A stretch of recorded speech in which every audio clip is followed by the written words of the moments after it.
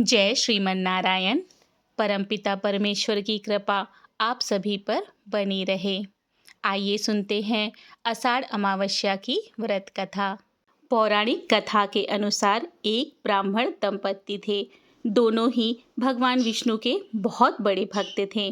दोनों प्रतिदिन अपना ज़्यादातर समय भगवान के ध्यान और पूजा पाठ में बिताते थे।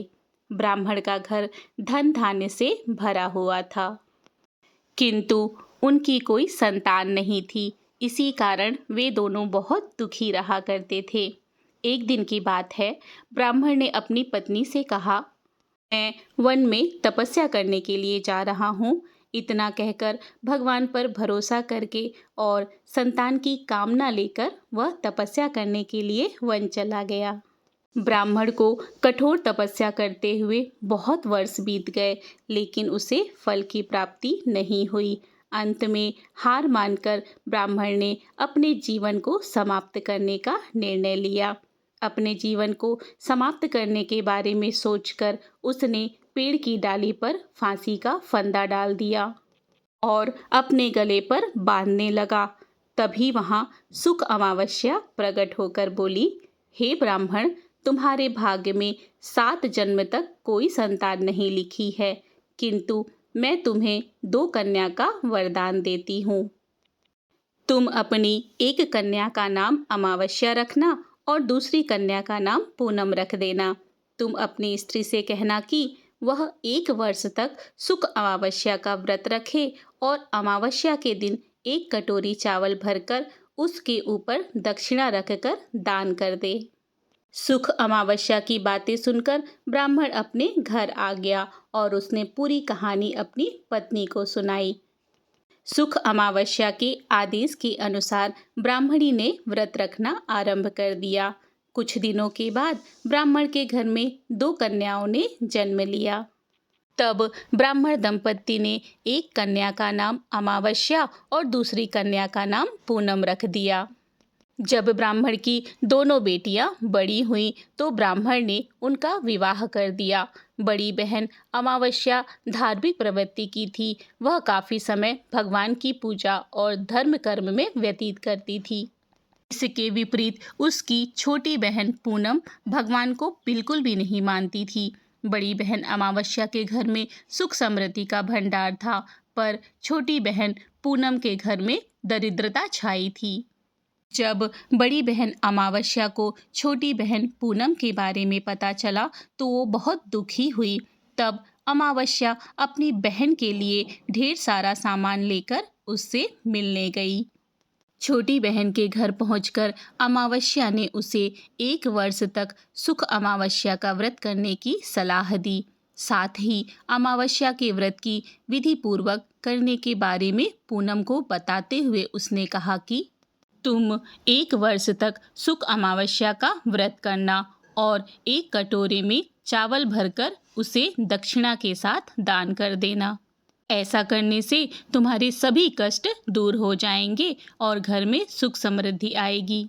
पूनम ने अपनी बहन की बात को मानते हुए बिल्कुल ऐसा ही किया, जिसके बाद 1 साल के भीतर पूनम का घर धन धान्य से भर गया और उसके घर एक बालक ने जन्म लिया।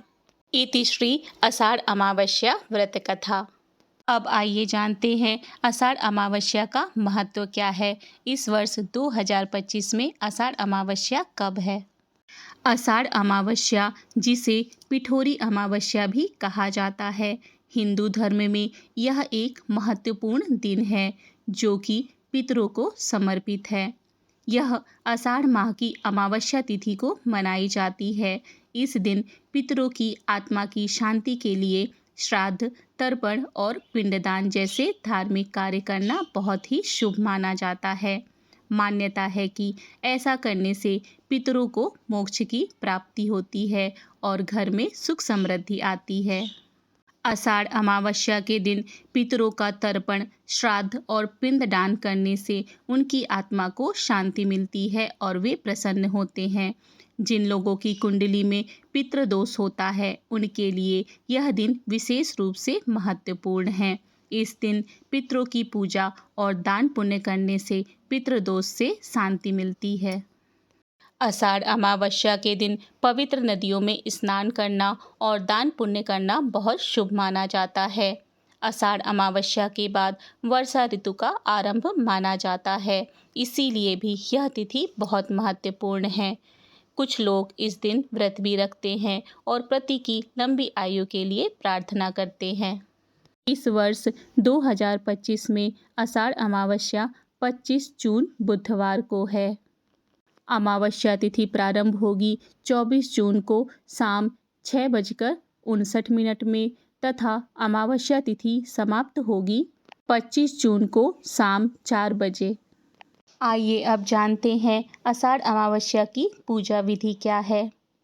सुबह जल्दी उठकर स्नान करें। इसके बाद पवित्र नदी या सरोवर में स्नान करने का महत्व बहुत अधिक होता है। यदि आप घर में ही स्नान करते हैं तो पानी में गंगा जल मिलाकर भी स्नान कर सकते हैं। स्नान के पश्चात व्रत का संकल्प लें।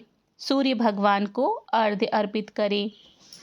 पुष्प, फल, धूप, दीप, अगरबत्ती आदि चीज़ों से भगवान विष्णु और शिव पार्वती जी का तथा तुलसी माता का पूजन करें। इसके बाद पितरों के निमित्त तर्पण और पूजन करें। पूजन समाप्ति के बाद आरती करें। आरती के बाद सभी को प्रसाद वितरण करें। प्रसाद वितरण के बाद चींटियों को आटा मिश्रित शक्कर खिलाएं। गाय, कौवे और कुत्ते को भोजन कराएं। इसके बाद जरूरतमंद गरीब या ब्राह्मणों को भोजन कराएं। तत्पश्चात स्वयं भोजन ग्रहण करें। इस तरह से आषाढ़ अमावस्या की कथा एवं जानकारी पूर्ण होती है। इसी तरह की धार्मिक कथा कहानियों और धार्मिक जानकारी के लिए मेरे चैनल को सब्सक्राइब करें। मिलते हैं अगली धार्मिक जानकारी के साथ। जय श्री कृष्ण। राधे राधे।